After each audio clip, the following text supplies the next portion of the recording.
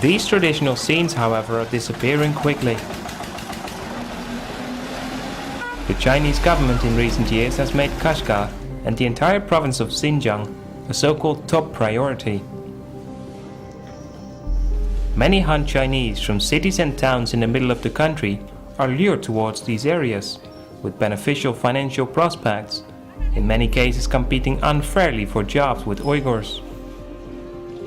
Xinjiang is of crucial significance to the government for a number of reasons, the most important of which are its geopolitical location, a stunning number of nearly 50 ethnicities, and last but not least, it sits on about 30% of China's domestic oil reserves.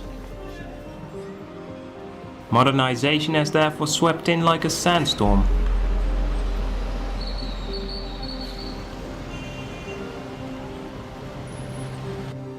The old town of Kashgar is on the brink of collapse as one home after the other is being destroyed, and families are moved to new, but hastily built apartment blocks on the edge of town.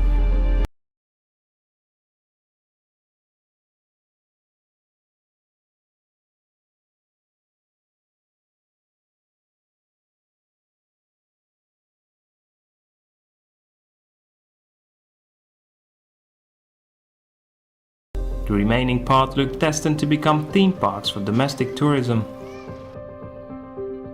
The local and central governments claim the old towns are a hotbed for terrorist activities. In reality, they provide a safe haven for many Uyghurs who feel their lives are turned upside down in the last few years.